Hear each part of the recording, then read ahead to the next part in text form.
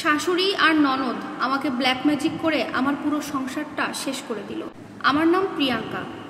আমি আর নিবিড় 7 বছর প্রেম করে বিয়ে করি, কিন্তু আমার শ্বশুর বাড়িতে আমাকে কখনোই মেনে নেয়নি। তবে আমার স্বামীর সামনে পরিবারের সবাই এমন ভাব করত যেন তারা আমাকে সবাই অনেক ভালোবাসে। বিয়ের ঠিক 4 মাসের মধ্যেই আমি অনেক অসুস্থ হয়ে পড়ি। আমার তখন এতটাই খারাপ লাগতো যে ঠিকমতো আমি হাঁটতেও পারতাম না। আর এই কারণে অনেক ডাক্তার দেখানো হয়েছে, কিন্তু কোনো ডাক্তার আমার কোনো রোগই ধরতে পারলো না। ডাক্তাররা সবাই বলে দিল আমার শরীরে তেমন কোনো সমস্যাই নাই, কিন্তু আমি তো জানি আমার শরীরে নিশ্চয়ই কোনো না কোনো একটা সমস্যা অবশ্যই আছে। আমার শাশুড়ি বললো এসব নাকি নাটক, আমি সব কাজ না করার জন্য বাহানা করছি। সব বলে বলে আমার স্বামীর কান ভাঙাতো সবসময়, আর তাকে বোঝাতো আমি এগুলো মিথ্যা কথা বলছি। আমি আমার স্বামী নিবিড়কে অনেক বুঝালাম, বুঝিয়ে সুঝিয়ে বললাম আমাকে প্লিজ কোনো ভালো হুজুরের কাছে নিয়ে চলো, দেখি আমাকে কেউ কিছু করেছে কিনা।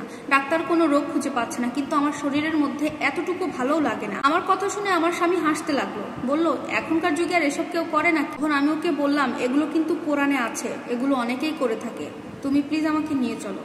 কিন্তু ও আমার কথার কোনো গুরুত্ব দিল না, বরং ওর মার কাছে গিয়ে সমস্ত কথা হাসতে হাসতে সব বলে দিল। তারপর থেকে আমার শরীরটা দিন দিন আরো খারাপ হতে লাগলো। তারপরে আমি আমার মাকে জানালাম, বাবাকে জানালাম আমার শরীরের কথা, আমার কোনো কিছুই ভালো লাগে না।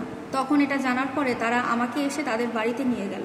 বাড়িতে যাওয়ার পরে মা আমাকে একটা ভালো হুজুর দেখায়, এবং সেই হুজুরের কাছ থেকে জানতে পারি আমার শাশুড়ি আর ননদ আমার কিছু কাপড় নিয়ে সেই কাপড় থেকে কিছু একটা করেছে। আর আমি যে বিছানায় আমার স্বামীর সাথে ঘুমাই সেই বিছানার তোষকের সাথে একটা পুতুল সেলাই করে দিয়ে রেখেছে। এই সমস্ত জানার পরে আমি শ্বশুর বাড়িতে ফিরে আসি। এসে আমার স্বামীকে এগুলো সমস্ত কিছু বললাম। তাকে বললাম তোমার মা আমার সাথে এই সমস্ত কিছু করেছে, তুমি যদি আমার কথা বিশ্বাস না করো তাহলে তোমার এই বেডের নিচের তোষকের সেলাইটা খুলে দেখো, তুমি নিজেই চোখে প্রমাণ দেখতে পারবে। আমরা দুজনে মিলে যখন তোষকের সেলাইটা খুললাম তখন সত্যি সেই পুতুলটা সেখান থেকে বেরিয়ে আসলো। তারপরেও আমার স্বামী আমাকে বিশ্বাস করলো না। এটা দেখে আমার শাশুড়ি বলল তোর বউ আমাকে ফাঁসানোর জন্য নিজেই দেখ এই পুতুলটা সেলাই করে এখানে রেখে দিয়েছে। আমার স্বামী তার মায়ের কথাটাই বিশ্বাস করে নিল। এরপর থেকে আস্তে আস্তে আমার স্বামী আমাকে অবিশ্বাস করতে লাগলো, আমার কাছ থেকে দূরে সরে যেতে লাগলো। একদিন হঠাৎ করে বলা নেই কওয়া নাই আমাকে ডিভোর্স দিয়ে দিল।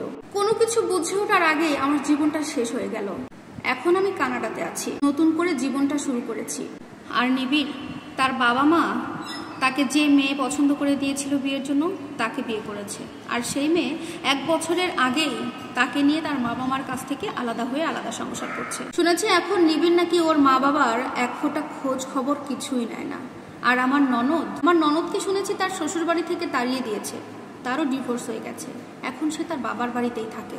আমার আর নিবিড়ের 7 বছরের সম্পর্ক, ভালোবাসা, বিয়ে কোনো সম্পর্কই টিকলো না, কারণ আমি আমার শ্বশুর বাড়িতে অন্যায়ের বিরুদ্ধে কথা বলেছিলাম। অথচ সেই স্বামী, সেই পুরুষটা আজকে তার নিজের মা বাবার কথা কিছুই শোনে না, খোঁজ খবর পর্যন্ত নেয় না। আল্লাহ তো আছে, তাই যার যার কর্মের ফল তাকেই ভোগ করতে হয়। গল্পটি ছিল প্রিয়াঙ্কা রহমান নামের একটি আপুর। ভিডিওটি ভালো লাগলে লাইক কমেন্ট শেয়ার করবেন। আল্লাহ হাফেজ।